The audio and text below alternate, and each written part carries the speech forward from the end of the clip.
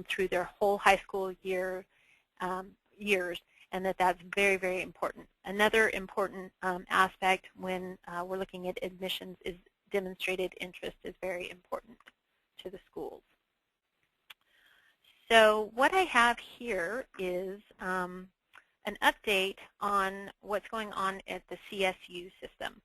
So applications are up 10% system-wide. We have annual tuition is $21,000 to $28,000. Actually, I have the next slide is a breakdown of what that is. But here's some important information when it comes to the financial planning considerations, and that is that of the 23 campuses, 16 of them are impacted, and 4 of those campuses, all of the majors are impacted. And I'll talk more about what that means here in a minute. The expected graduation, the years that it takes to get through the CSUS is 5+. Again, here we see that the admission standards focus a lot on math, math, math. What I have here is an update on the cost of the UC system, and we can see that there's quite a range. This is an example. If you go to this website here, you can look and see what each of the 23 campuses in the CSU system, what their cost is. What I have up here for an example is CSU Sacramento. Moving on to the UC admissions, some trends that are going on, that the top 9% of graduating class of the high school class is guaranteed admission to the UC system. However, what's not guaranteed is the campus of your choice.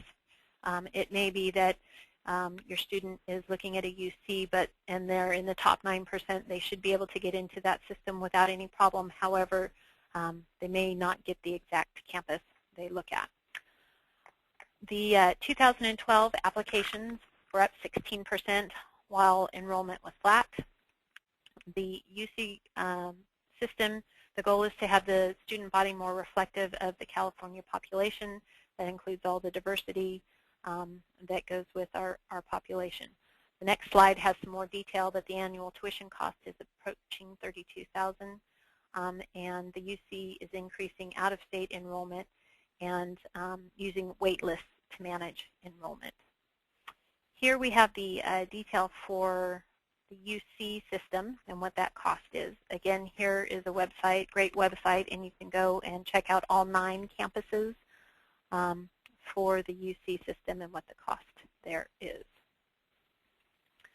So a couple more pieces of information. It's about $75 per application. The cost of a public school is approaching that of the private level, and that has everything to do with this issue of graduation rates and completion in a number of years. So we can see here that only 40% of students on a national wide look are getting out in 4 years, and it's taken 60% 6 years or more. So here's a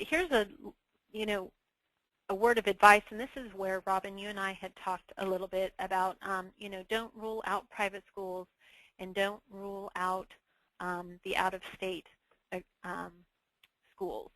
And as you can see what's going on in the trends that I showed with the California public universities, they're impacted.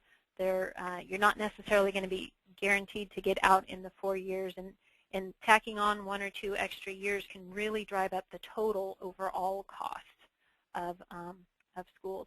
So Robin, I know that one of your daughters, maybe this would be a good time for you to share a little bit about the application experience that you went through with both of your daughters. I know you had different experiences with both of them.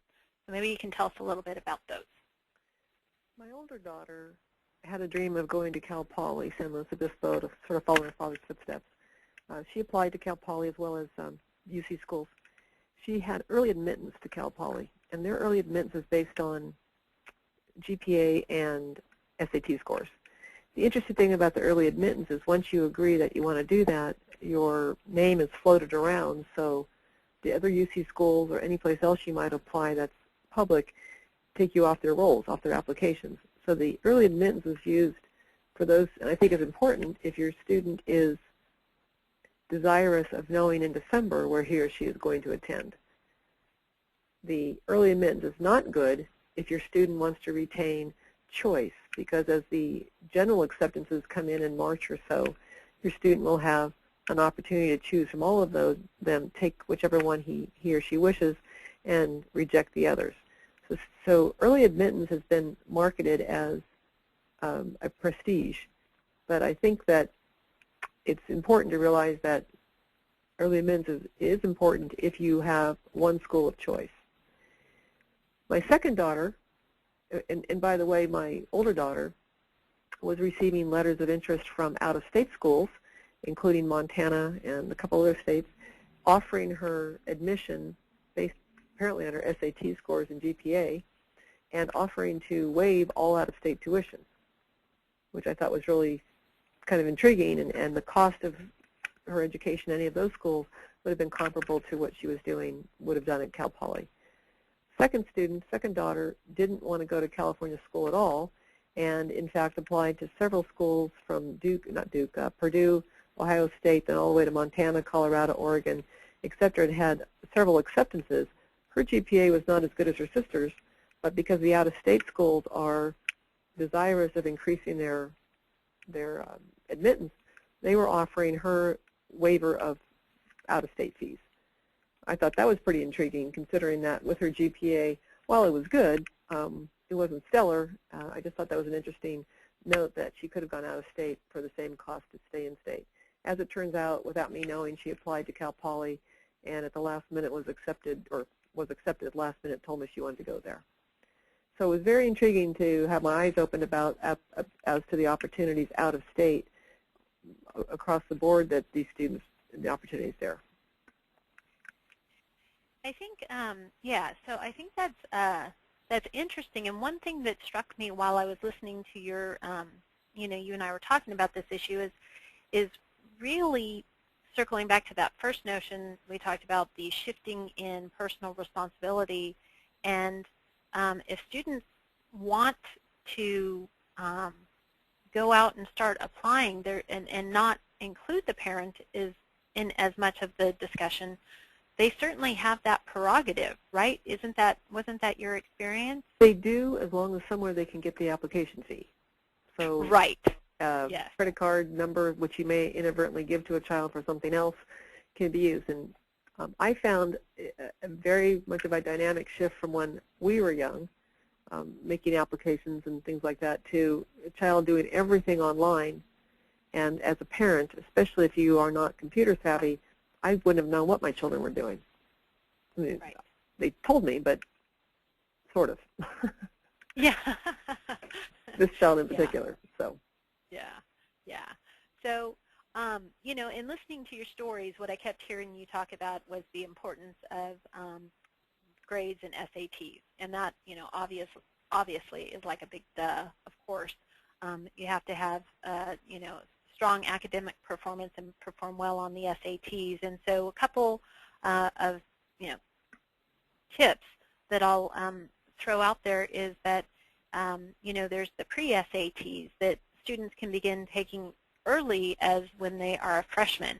Typically you see that more in the sophomore year, but the suggested approach is to go ahead and take the SAT score as a junior in the spring, and then again as a senior in the fall semester. And then that way the notion is, the student has a little bit of experience with the test and is likely to do much better after having sat through it a couple of times. Again, I would concur with that.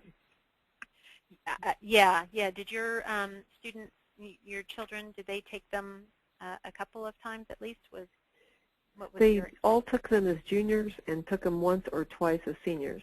And the idea with the SATs, at least as they're currently configured, the highest score, composite score, is used. Having said that, if your English score is higher on one exam and your math scores, they'll take that one plus the higher math score on another exam. All schools tell you to the contrary, but in fact, when I talk to some of the admissions officers at schools, they do look for your highest number. It's not composite necessarily in one examination. That's great information. And so you mentioned about talking to the admissions office, and that is something that is highly recommended as well, especially as your student becomes a senior. Talk to the campus admissions officer, find out what the demographic that they're looking for in their student body. You may find wonderful information that can help you figure out how to make the student more desirable for the school. And once the student is going to be more desirable for the school, they're more likely to provide a little bit better of a aid-based package. One comment